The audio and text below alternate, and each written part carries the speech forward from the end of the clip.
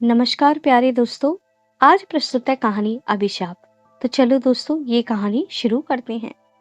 सर्दियों के दिन थे, कड़ाके की ठंड पड़ रही थी। चारों तरफ कोहरे की घनी चादर थी। एक बूढ़ा भिखारी किसी नगर की सड़क पर चला जा रहा था। वह ठंड से अत्यधिक कांप रहा था।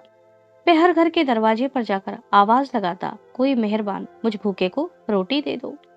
2 दिन से उस भिखारी ने कुछ न खाया, पर इस कड़ाके की ठंड में नगर की हर खिड़की और दरवाजा बंद था।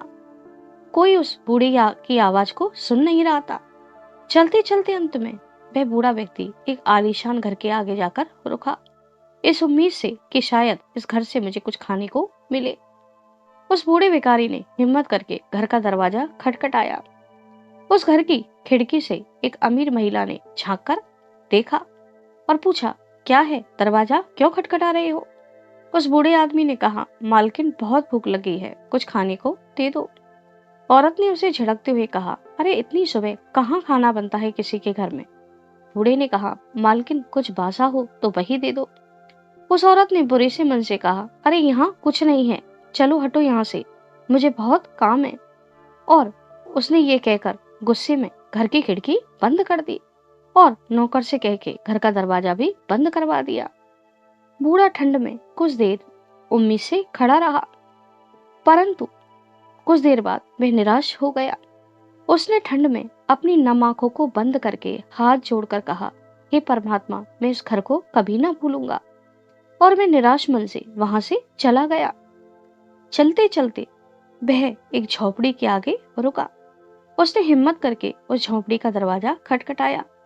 उसमें से एक गरीब औरत ने खिड़की में से झांक कर देखा। उसने पूछा, क्या बात है बाबा? उस बूढ़े भिखारी ने कहा, बेटी बहुत भूख लगी है, 2 दिन से कुछ नहीं खाया। ठंड में उस बूढ़े को कांपता देखकर वह औरत बोली, अरे बाबा, तुम तो ठंड से कांप रहे हो, मेरी झोपड़ी में आ जाओ। उस औरत ने अपनी झोपड़ी में चूल्हा जलाया और बोली, बाबा मेरे पास एक फटा कंबल है, इसे आप ओढ़ लो, शायद सर्दी से कुछ राहत मिले। थोड़ी देर बाद वह स्त्री उदास मन से बोली, बाबा मेरे पास तुम्हारी सेवा करने के लिए कुछ नहीं है। कल की 4 बासी रोटी हैं जो मैंने अपने 3 बच्चों के लिए उठाकर रखी हैं। घर में खाने को कुछ भी नहीं है, मेरे घर में तो गरीबी ही गरीबी है। उस औरत ने अपने 3 बच्चों को आवाज दी और कहा, बच्चों, बाबा को बहुत भूख लगी है, इन्होंने 2 दिन से कुछ नहीं खाया। अपनी माँ की ये बात सुनकर उन तीनों बच्चों की आंखों में आंसू आ गए। उन बच्चों को भी बहुत भूख लगी थी, परंतु अपने मन को मारकर वो तीनों बच्चे बोले, बाबा आपने 2 दिन से कुछ नहीं खाया, हम कल कुछ खा लेंगे।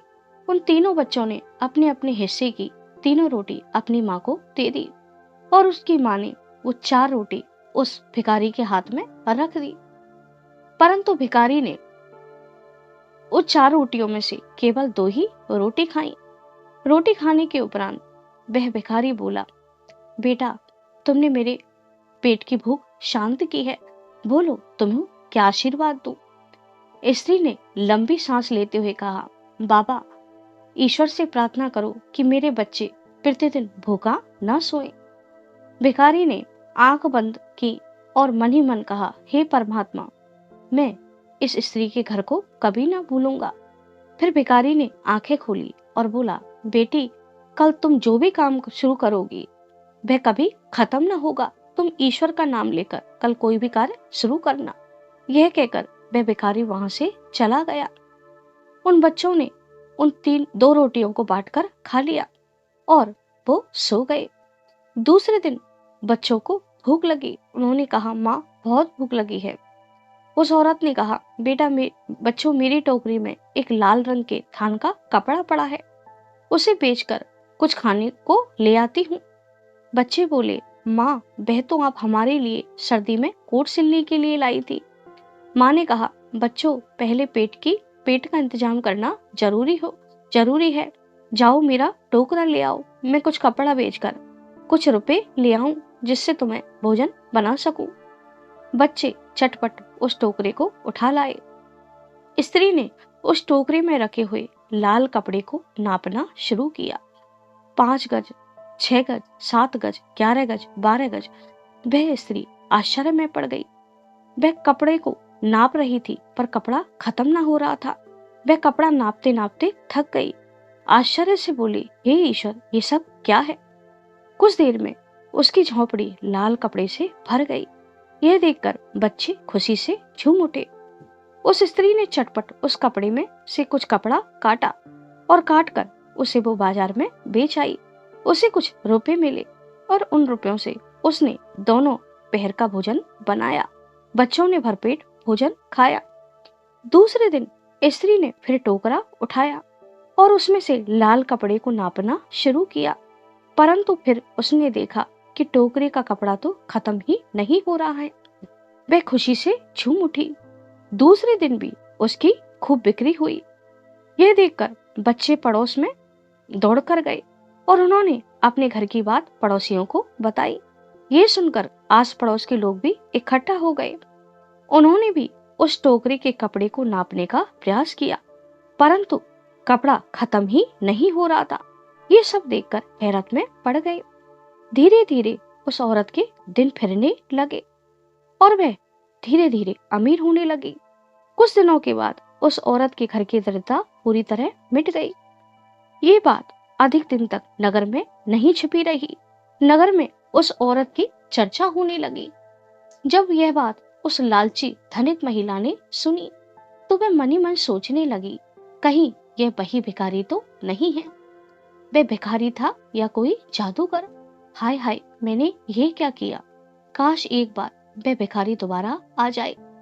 अब वे प्रतिदिन इतनी सर्दी में भी अपने घर की खिड़की और दरवाजे खुला रखती और ईश्वर से वह लालची महिला प्रतिदिन प्रार्थना करती, हे भिखारी, हे प्रभु, वह भिखारी एक बार मेरे दरवाजे पर आ जाए। कुछ दिनों बाद जब वह अपने घर की दूसरी मंजिल पर बैठकर चाय पी रही थी, अचानक उसके कान में उसी भिखारी की आवाज पड़ी, है कोई मेहरबान जो इस भूखे को रोटी खिला दे। वह औरत दौड़कर खिड़की में से झांकी। उसने देखा कि वही भिखारी चला आ रहा है। वह दौड़कर नीचे पहुंची और उस फकीर के पास जाकर बोली, अरे बाबा, मुझे माफ कर दो, चलो मैं तुम्हें भरपेट भोजन खिलाती हूँ। उसने भिखारी को पहले चाय पिलाई। कुछ देर बाद भिखारी को भांति भांति के पकवान परोसे, पूरी, खीर, सब्जी, दही बड़ा, सब उसे परोसे। उस भोजन को खाने के बाद भिखारी ने कहा, बेटा, तुम्हें क्या चाहिए? तुमने मेरी आत्मा तृप्त की है, बोलो मैं तुम्हें क्या आशीर्वाद दूं? उस लालची महिला ने कहा, बाबा, मैं शहर की सबसे अमीर महिला बनना चाहती हूँ, मुझे ऐसा आशीर्वाद दो। भिखारी ने मुस्कुराते हुए कहा, बेटा, देने वाला तो ईश्वर है, मैं तो सिर्फ आशीर्वाद दे सकता हूँ। बेटा, कल तुम जो भी कार्य शुरू करोगी वह खत्म नहीं होगा। यह कहकर वह भिखारी वहां से चला गया। भिखारी के जाने के बाद महिला मनी मन सोचने लगी, कल सुबह उठकर मैं रुपए गिनना शुरू करूंगी। फिर सोचने लगे कि यदि इतने रुपए मेरे घर में न समाये तो मैं उनको कहाँ रुकूंगी।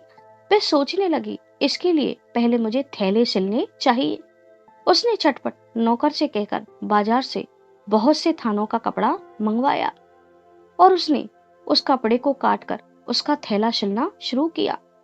काटते काटते उस लालची औरत को यह याद भी नहीं रहा कि काटते काटते पूरी रात बीत गई और सुबह हो गई। सुबह होते ही भिखारी के आशीर्वाद का चमत्कार होने लगा। उस औरत की कैंची अचानक से और तेज चलने लगी। उसने हाथ रोकने का प्रयास किया पर उसका हाथ नहीं रुका। यह देखकर वह औरत भयभीत हो गई। उसने कैंची को उठाकर फेंक दिया, पर कैंची हवा में उछलकर धीरे धीरे घर की हर चीज काटने लगी। देखते देखते उस कैंची ने घर के आलीशान पर्दे, बिस्तर, कालीन, सोफा, मेजपोश, यहाँ तक कैंची अपने प्रहार से अलमारी के दरवाजे तोड़कर महंगे महंगे कपड़ों को काटने लगी। यह देखकर स्त्री भय से चीखने लगी। उसकी चीख सुनकर नौकर और पति दौड़कर आए। उसके नौकर और पति ने भी यह देखा तो वह हैरत में पड़ गए। कैंची हवा में उछलकर सब कुछ काट रही थी।